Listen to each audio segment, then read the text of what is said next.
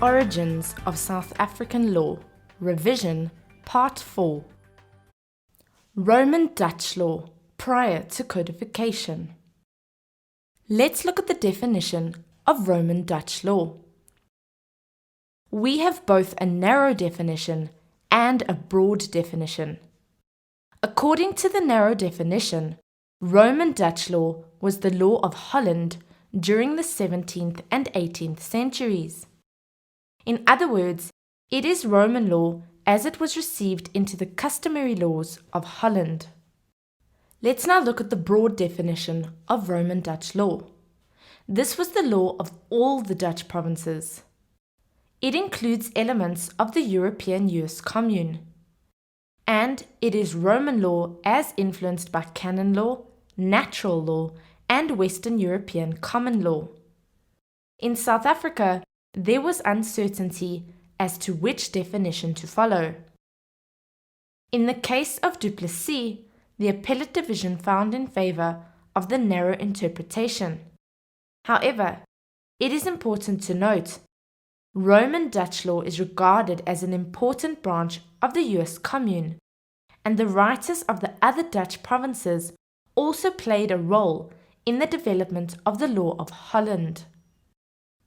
Today, our courts may develop the common law. They may adapt Roman law rules to current day situations. This was seen in the Linvestment case in 2008. Let's now look at the main sources of Roman Dutch law. Number 1. Old writers. Number 2. Statute law. Remember that statute is another name for legislation. Number 3. A collection of decisions. Number 4. A collection of opinions. And number 5. Customs. Let's look at old writers in more detail. Factors to consider when looking at the works of the old writers. Number 1. The time period in which the writer lived. For example, the 17th century was the golden age of Dutch jurists. Number 2. The province that the author came from. In other words, here we will look at Holland versus the other provinces. Number 3. The type of work written by the author.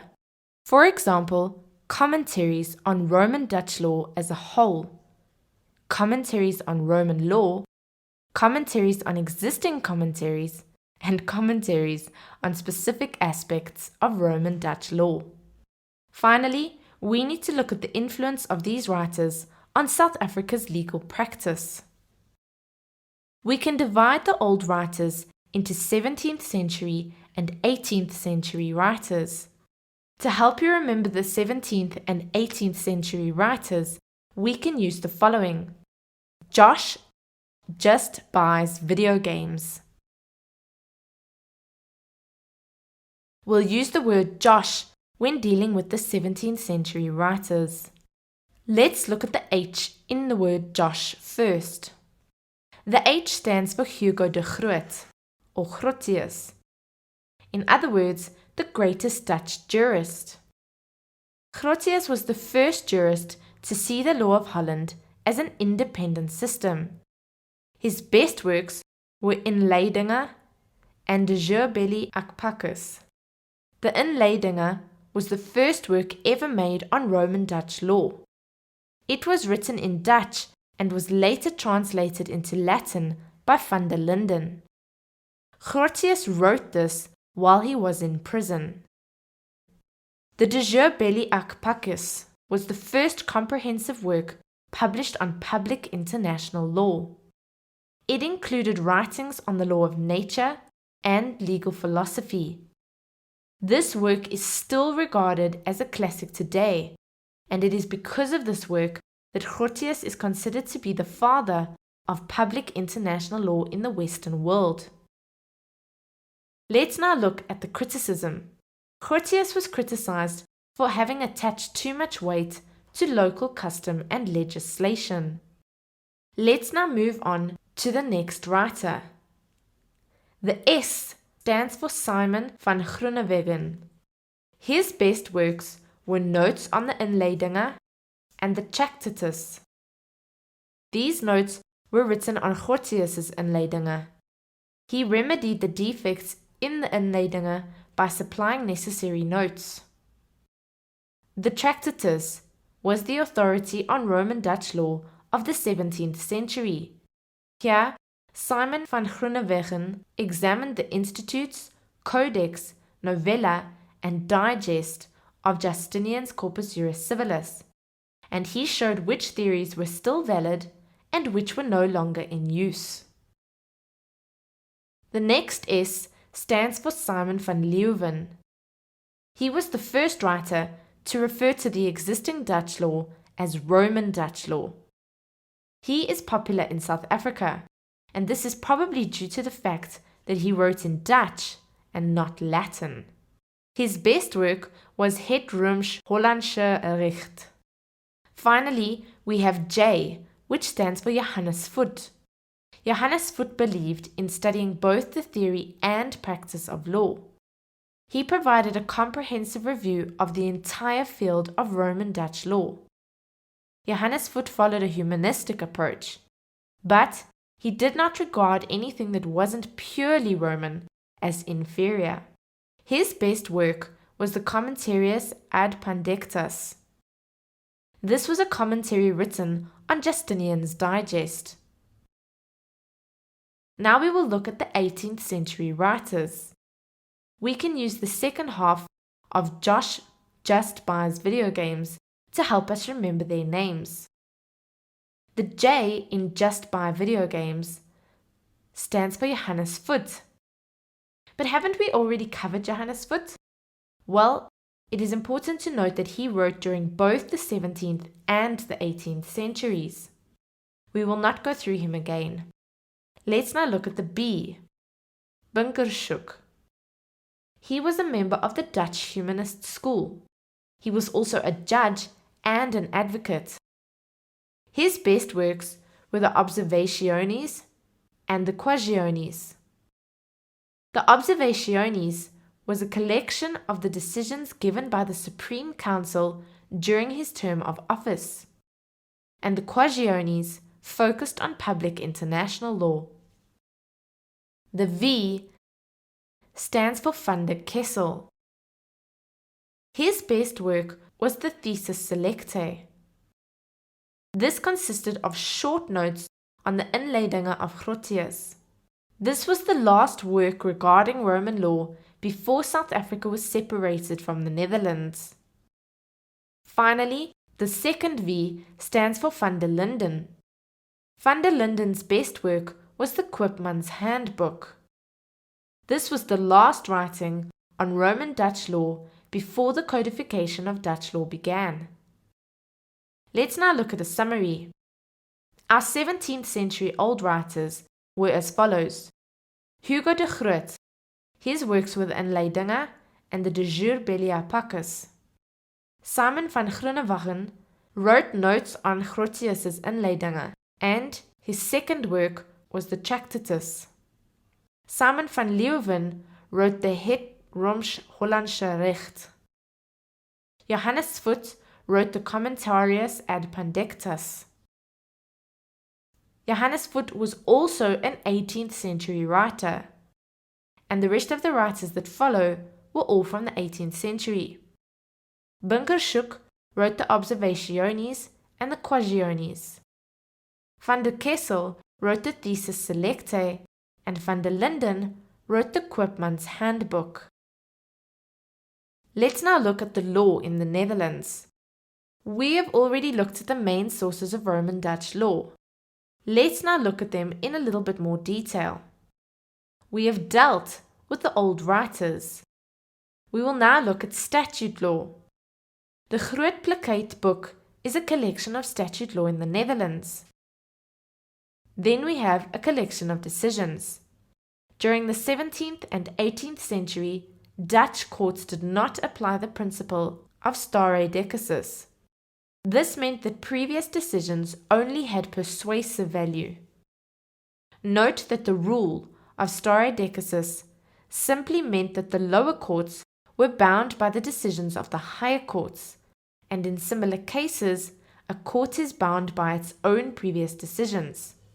We refer to this today as judicial precedent. A collection of opinions. The collection of opinions of the Roman Dutch jurists were not binding on the Dutch courts. However, they held great persuasive authority. And finally, in the late 18th century, it was decided to codify the law in the Netherlands. We have already learnt when the French Emperor Napoleon Bonaparte conquered the Netherlands, he appointed his brother, Louis Bonaparte, to become the Emperor of the Netherlands, and Louis Bonaparte introduced and adapted Napoleon's civil code. This was the codification of the law in the Netherlands. Let's now look at South Africa's legal system prior to the 1990s. We need to go back to the origins of Roman Dutch law in South Africa in 1652. We have already learnt that during the 1600s, the Dutch were looking for new trading routes. We know that Jan van Riebeeck, an employee of the Dutch East Indian Company, came to the Cape in 1652. The Dutch wanted a stopover point on their shipping route to trade in the East, and the Cape was strategically positioned. And so, the Dutch East Indian Company decided to set up a refreshment station in the Cape. Over time, the Cape became a settlement, and rules were needed to govern the new settlers in the Cape. The Artikel Brief was used to govern the settlers' affairs. The Artikel Brief was a document which set out the rules and regulations of the company, and it was the main law of the time. The Dutch East Indian Company made use of plakkaten to help govern the settlers in the Cape. Plakkaten were posters which were stuck up in public places. These posters notified the people of different crimes and their punishments.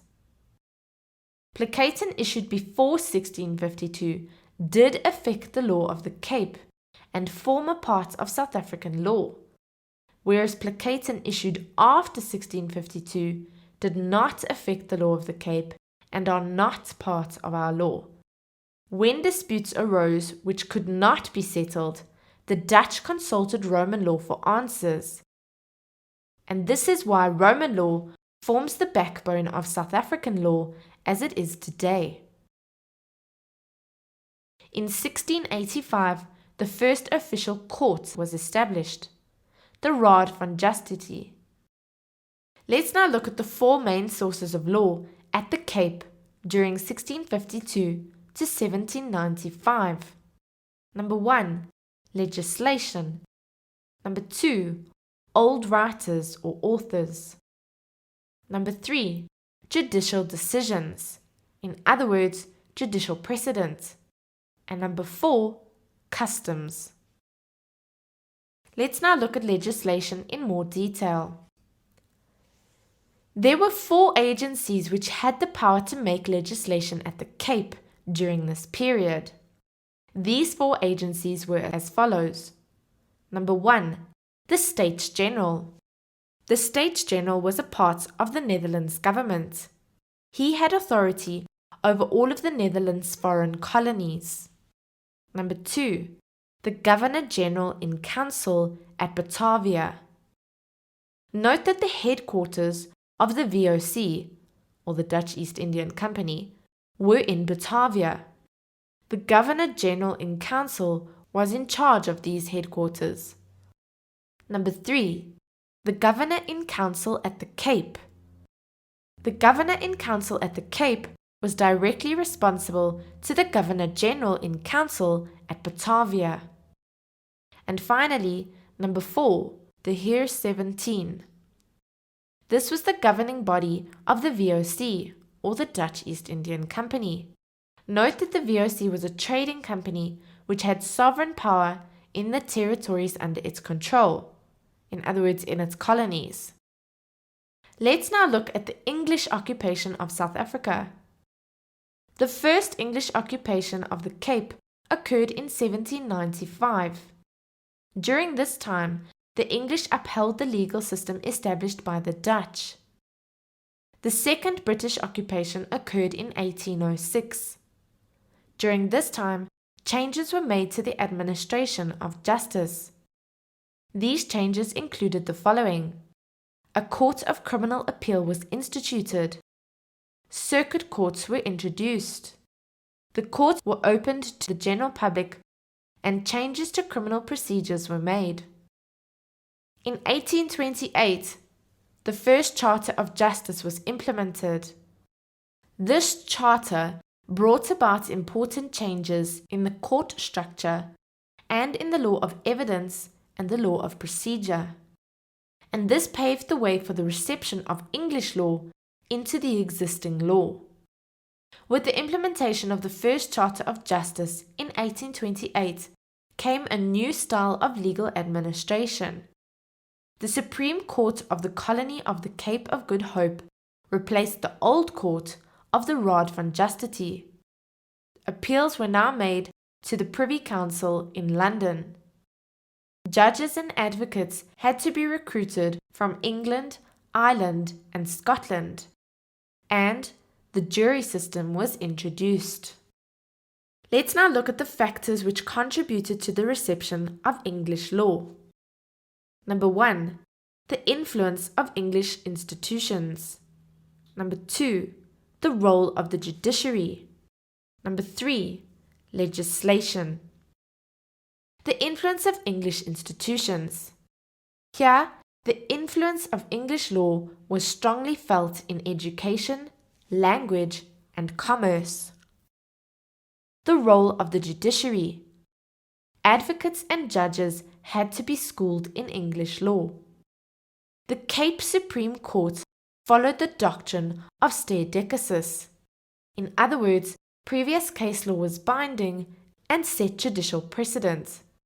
Remember, this was in contrast to the Roman Dutch view that previous decisions were merely persuasive in value. Legislation. English law was imported via new statutes which were promulgated in the Cape. Up till now, we have been focusing on English law inside of the Cape. We will now look at English law outside of the Cape.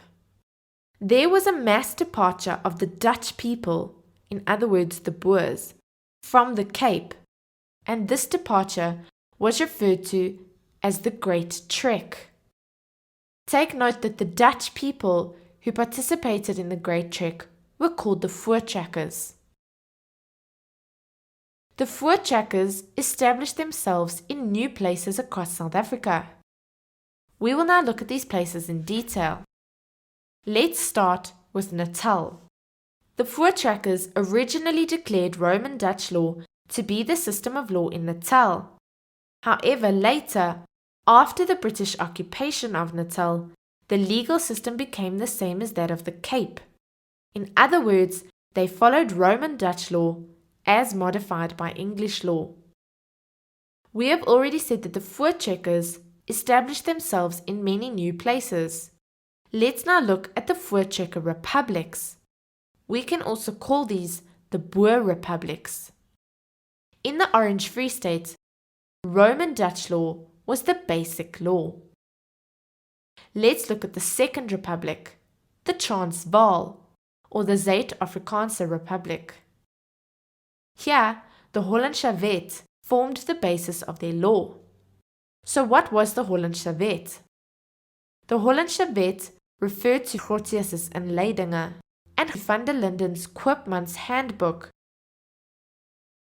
Let's now look at the years of crisis between 1900 and 1910. After the annexation of the Boer Republic by the British, in other words where the British took over, the Boers feared that the English common law would replace Roman Dutch law completely. Then, in 1910, South Africa became a union. After 1910, our judges seldom referred to English law for solutions to their problems.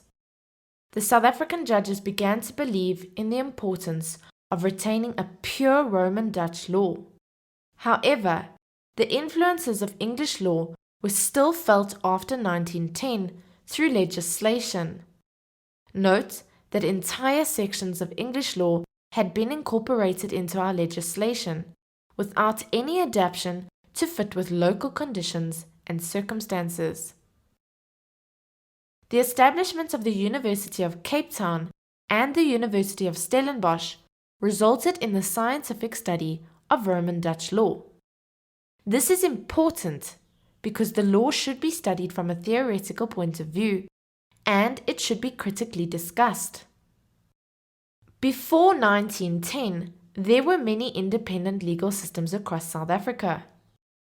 When South Africa finally became a union in 1910, a Supreme Court and an appellate division was established.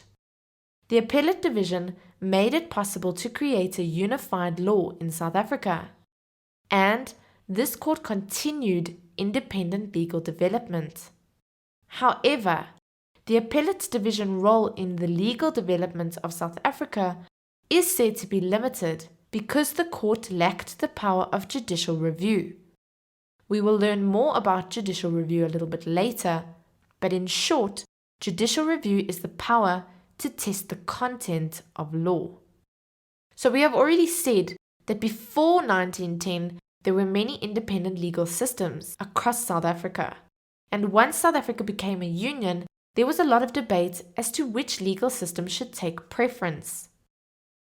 There were three different views.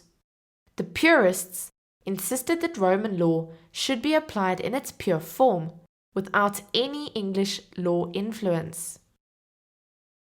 The pollutionists felt that English law solutions should be applied only where Roman Dutch law was silent.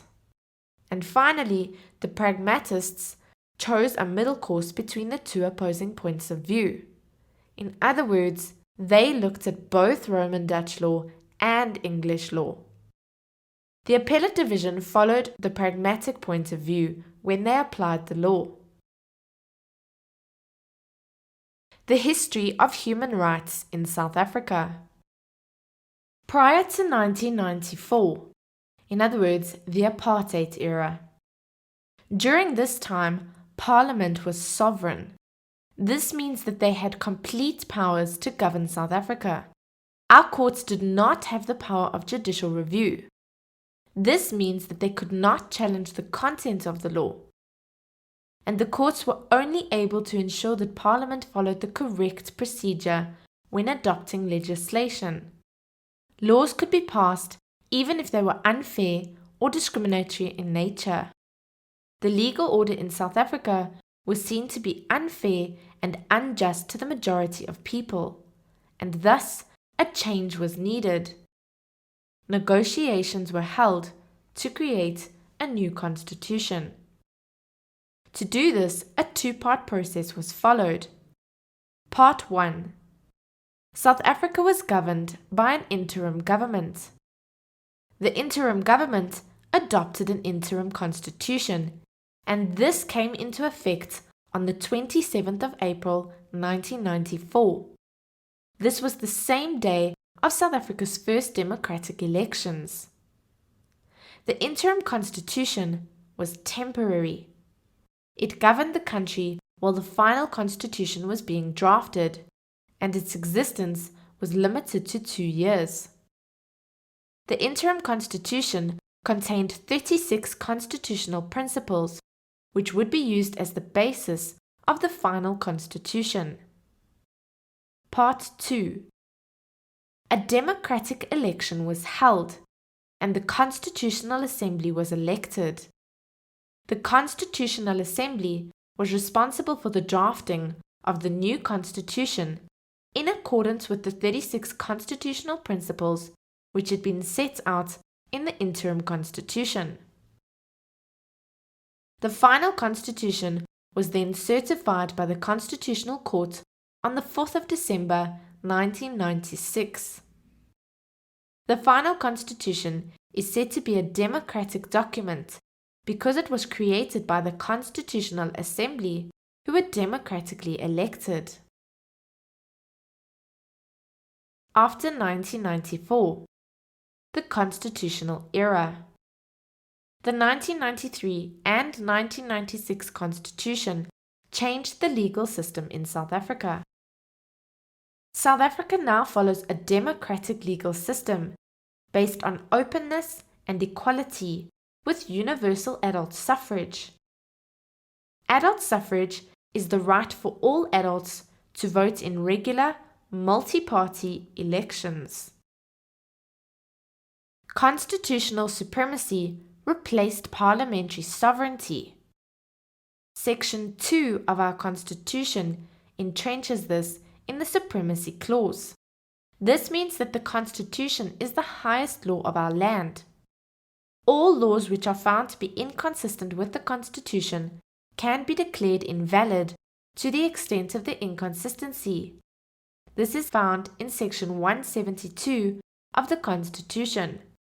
The courts are now independent and have the power of judicial review. Our courts have the power of judicial review. This means that they can test both the procedure and the content of the laws. Take note that everyone is bound by the Constitution: individuals, organizations, and government. Take note that the Constitution is a value-based document. It contains the Bill of Rights, which protects our fundamental human rights. The Bill of Rights is found in Chapter 2 of the Constitution. The Constitution contains the concept of a separation of powers. This means that government is divided into 3 branches, and each branch has its own primary function. The 3 branches of government are the legislature, the executive, and the judiciary. The legislature makes laws, amends laws, and repeals laws. An example of the legislature is Parliament. The executive executes laws and enforces laws. An example of the executive is the police. The judiciary interprets laws and applies laws. An example of the judiciary is our courts. The courts are now independent and have the power of judicial review. They are one of the most important checks and balances in the use of governmental power.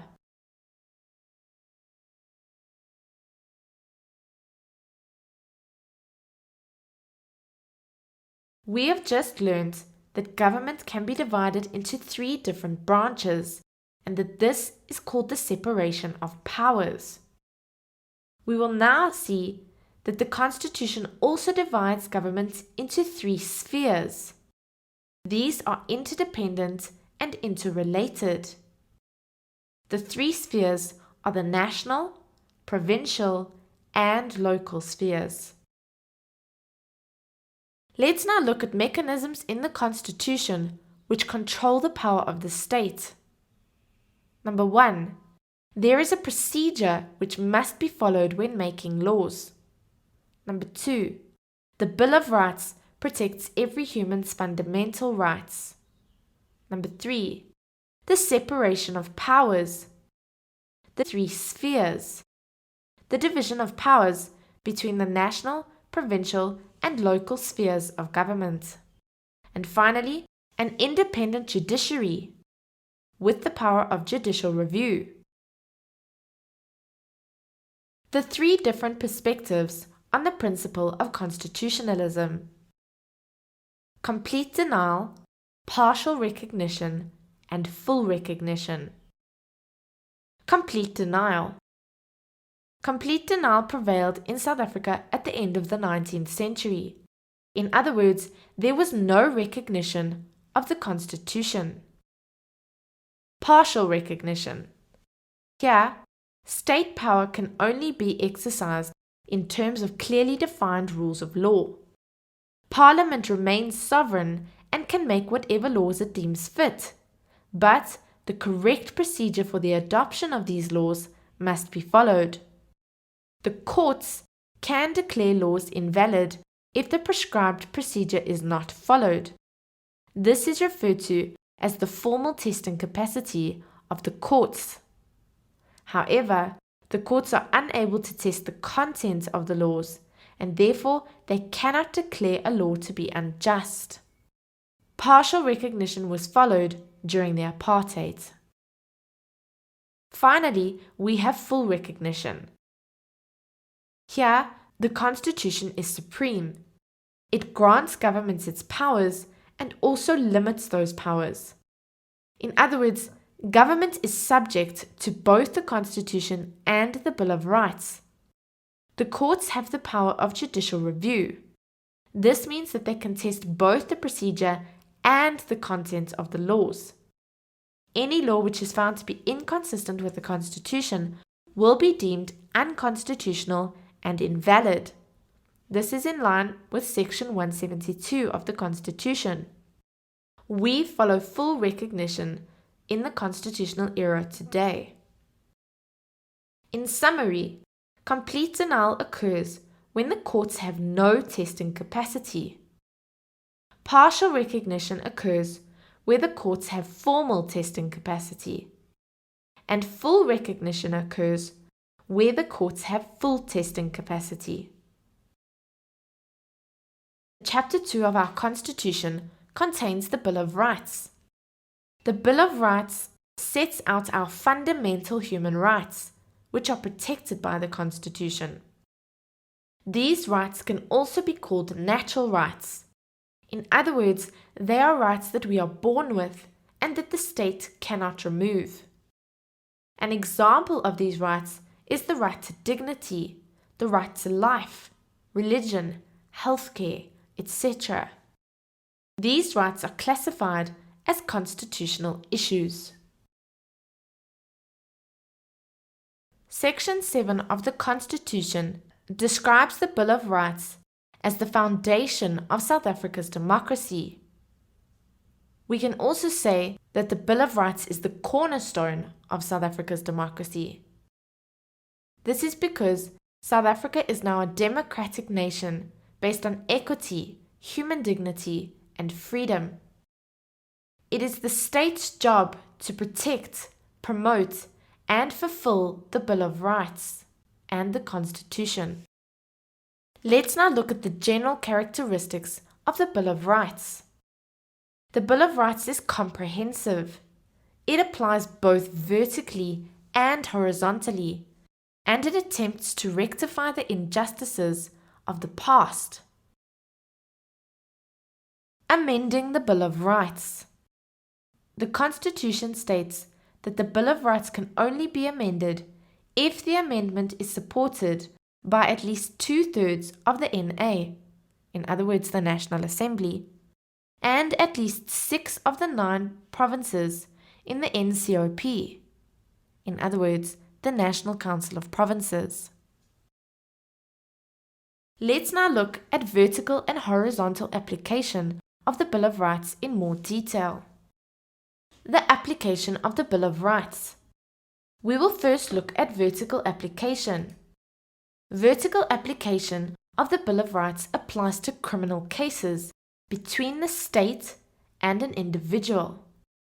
It is called vertical application because one party holds a position of power or authority.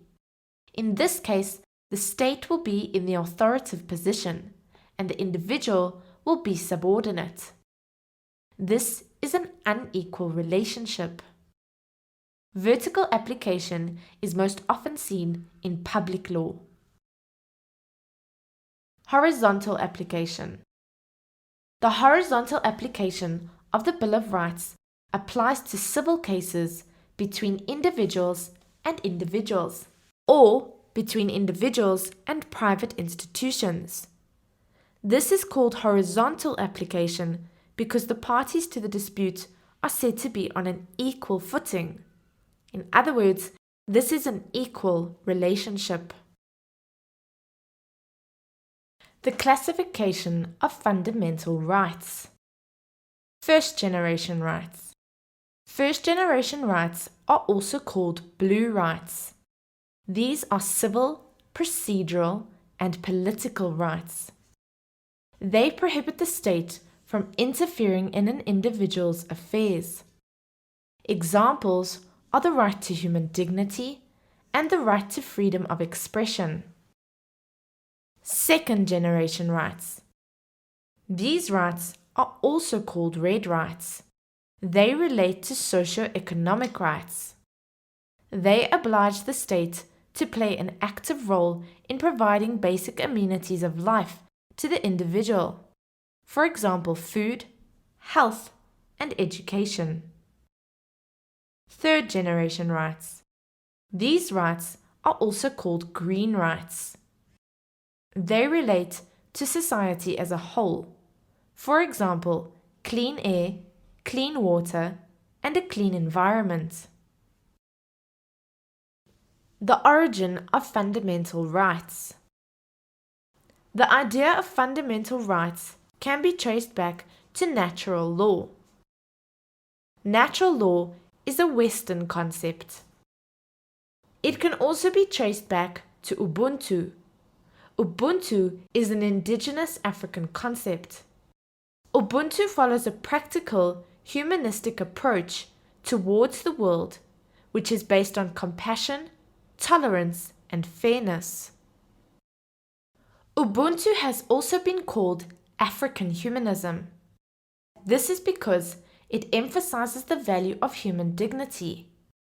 It follows the idea that a human's life is only meaningful if he lives in harmony with others, including the gods and the ancestors. The concept of Ubuntu can be found indirectly in the Constitution. This is in the reference to human dignity. It is also seen as part of our judicial precedent. This is seen in the case of Makwanyane. Makwanyane was the first constitutional court case to examine fundamental rights in the light of the Constitution and the Bill of Rights. In Makwanyane, the court pointed out that the Constitution and the Bill of Rights also reflect African values.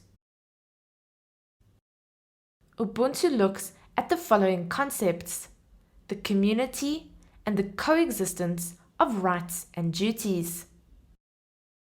This is also seen in Section 8.2 of the Constitution, which states the following: the Bill of Rights binds a natural or a juristic person, where applicable, taking into account the nature of the right and the nature of any duty imposed by that right. Natural law philosophy. We have already learned about fundamental rights, and that fundamental rights can also be called natural rights. We have learned that these are rights that a person is born with and which cannot be taken away by the state. For example, the right to life and the right to dignity. Natural law says that fundamental rights are a higher set of external rules existing in nature. Some natural thinkers credit this higher set of norms to supernatural origins, while others credit human rationality and the Age of Enlightenment. Let's look at some natural law thinkers. The first one is Hugo de Groot, or Grotius. We know that Hugo de Groot was a Dutch jurist. He believed that the contents of natural law was derived from the rational nature of human beings. He said that man is a social creature who wants to be a member of a community. He concludes a social contract with other members of the community. Because of this contract, his reason dictates the rules which will make it possible for him to remain a member of such a community. Our second natural law thinker is John Locke. John was an English philosopher. He was the first person to suggest that natural law consists of inalienable human rights. In other words, this means rights which can never be taken away from someone. For example, the right to life, liberty, property, and dignity, etc. According to John Locke, the social contract is between the state and its citizens. The state's function is to protect the basic human rights of every citizen. We can call this a night watchman state. This is because the state is watching over humans' rights. Let's now look at human rights in the old Republic of the Orange Free State. The Orange Free State Constitution of 1854. This was strongly influenced by the American Constitution. Although the idea of individual rights forms a part of our common law, the first document which referred to individual rights was the Orange Free State Constitution of 1854. The Constitution of the Orange Free State provided that its legislature would not be completely sovereign. If you remember, legislature is responsible for making laws, amending laws, and repealing laws. In this instance, the legislature of the time was called the Volksraad. The Orange Free State's constitution laid down procedural rules, and these rules meant that the courts had a formal testing capacity. In other words, they could declare laws invalid if the prescribed procedure was not followed. However, they did not have the power of judicial review. We have now come to the end of our revision for origins of South African law. We wish you all the best with your exam. Good luck!